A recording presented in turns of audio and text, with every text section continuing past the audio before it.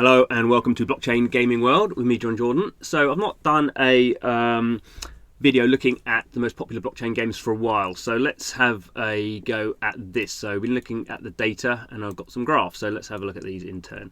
So this is what we are looking at for pixels. So the red dots are the daily active unique wallets. So it peaked at over 1 million wallets back in May 2024. And it's now down at about 250, 230. So every red dot is the daily activity on Pixels.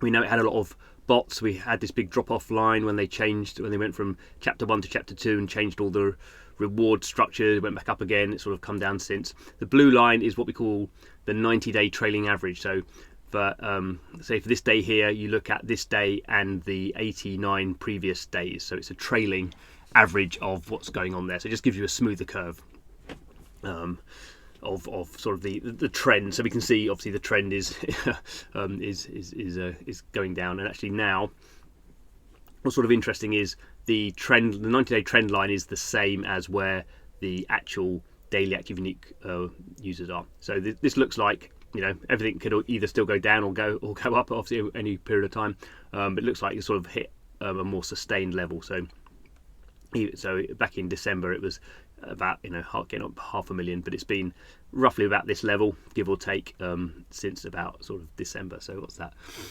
3 months. So you know, Pixels is in a sort of more sustained place than it was. Interestingly, even though it is at this level, whatever 240, 250,000 a day, it's still the most popular blockchain game, you know, by some level. So that's the interesting thing to consider. So there's a few other games we can look at. Some of the other sort of bigger games. So the next big game is Axie Infinity. So Axie Infinity also on the Ronin blockchain. So I should have said Pixel is on the Ronin blockchain. Same thing here. Every red dot is the daily activity, and the blue line is the trailing average. And we can see here through 2024, very clear, again, a very sort of clear trend that upwards. So Axie at the moment is doing about 110. It's sort of got up to about 125-ish in January. But a very clear growth curve. I mean, the reason this is happening is that Sky Mavis is giving away the AXS token. So this is not necessarily people playing the game, but there's stuff you can do around the game to sort of log in and do bits and bobs around the sort of Axie game.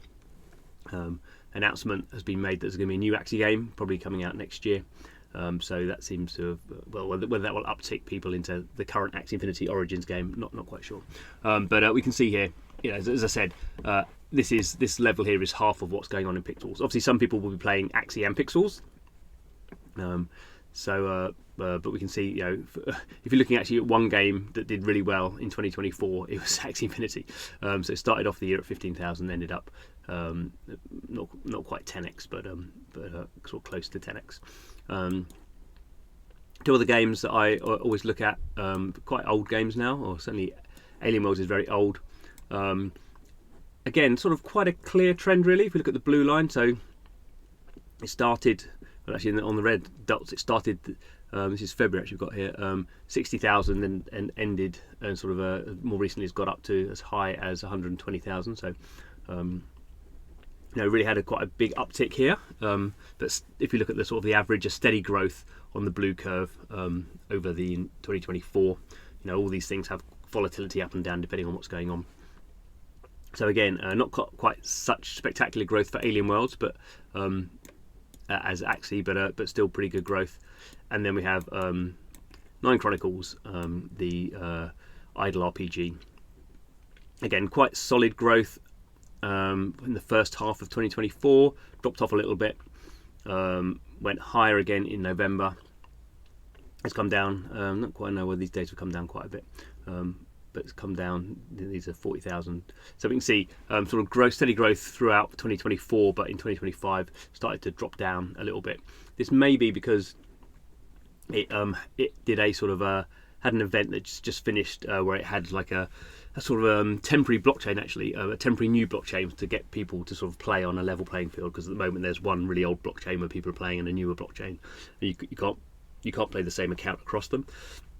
So this was an attempt to sort of bring everyone into a new blockchain for a limited period of time to get rewards. So that sort of would make sense why it's dropped off now, because that campaign has sort of come to an end. So we'll see. That they've announced they're going to be making some more games using their token. So we'll see whether that has any impact at all as well. But I guess the other thing is it's still, Nine Chronicles is still a long way above what it was. So it's more than doubled what it was back in January. So I guess what's interesting about these games is they're not really the games people talk about very much in crypto blockchain gaming. These are not games. They all have live tokens. So Pixels has the Pixel token, Alien Worlds has the Trillium, it's called. Nine Chronicles has Nine Chronicles Gold, and Axie Infinity has the AXS token. Those tokens have been out for a while. They've not done any better than any other token. They've all been all down quite heavily. In Pixels is down like 95% over its launch. But these are interesting. These are games that don't have massive audiences, and obviously all these games will have some level of bots because you can extract some small amount of value from them. But these, I think, also have games that have sort of people just playing them to play the game, not so much because they are sort of making a lot of money out of them. I don't think in any of these games you can really make that much money. Maybe if you win the championship in Axie Infinity, you can do well, but you have to work quite hard in order to get to that level, be skillful. In these more extractive games, there's just not a lot of value to extract in the way that maybe there was a year or so ago when token levels were much higher. We put it all together here.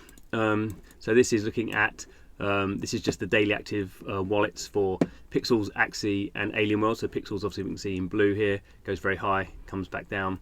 Axie does its sort of growth, but at a much lower level, and Alien Worlds. So Axie actually overtakes Alien Worlds. Alien Worlds does grow, but at a sort of at a shallower trajectory than Axie does, and they both sort of end up roughly in the same place now. So that's what's going on there. Something else I did just to sort of mention. Actually, there's this one here as well, which shows the this is just the 90-day trailing average for this is Axie here, Alien Worlds in orange, and Nine Chronicles in yellow. So we've seen all that data. So just put it in different graphs. So I did do this other one where I sort of looked at what I called the top 10 games of 2024. So that includes Pixels, Alien Worlds, Nine Chronicles, Axie Infinity, a few others as well, and look at the daily active wallets all combined of those 10 games, and it sort of peaks at about 2 million, 1.8 million in when's that, September, and it sort of comes down a little bit now. Now it's about 1 million. So it sort of rose up quite a lot. So what's that? It was up 6 times. And then sort of came down a little bit, came sort of halved, but sort of steady really. But then in here, these sort of smaller, lighter dots are what I sort of call the top 20 games. It's not necessarily the top 20 games in terms of their daily activity, but sort of games that were doing sort of tests or games that had giving tokens away, doing sort of play to airdrop token events during 2024. And we saw quite a lot of that. I mean, clearly we can see, obviously, the top 10 games are included in the top 20 games. So the gap here is the gap between the two is the extra 10 games in the top 20 combination. And we can see here, that combination got up to over 6 million wallets when's that, end of August, because there was lots of excitement, lots of play to airdrop stuff, and lots of tokens being given away, and that sort of vibe was really going on in the first half of 2024. But we can see it dropped away quite quickly. So there are a few of these games that were really going for it during the summer, but by the time we get to certainly sort of September, October, it's really dropping down quite a lot. A little sort of increase again at the end of November, I guess, sort of post US election maybe. But by the end we come down to very rough, very sort of similar. So the way I think about this, at least, is these 10 games here are sort of quite boring games. They've been around for a while. They're not doing massive play to airdrop campaigns. They have sort of a solid gameplay. You might not like them as games, but they have sort of solid. They're a solid product. Maybe not the most exciting, but people are probably playing these. People are playing these because they like the experience. These ones are much more speculative. People are coming in and playing these. They may not be finished games. They may be games that people are really coming in to get an airdrop sort of campaign. And you can sort of see, that the first half of 2024, this gap is growing. People are getting really into these new speculative games. I can get some tokens for just playing, for grinding this out every day. There's not that many TON games in here, but there's a bit of that sort of TON stuff going on as well. And that all dropped away towards the second half of the year. So we have that drop down. And we can see here, actually, probably a bit easier to see. So this is just the percentage. This is the percentage of what I'm calling the top 10 games divided by the top 20 games. So it starts off about 36%, goes up to about 50%. So 50% of the activity is coming from those sort of top 10 games, those sort of boring games.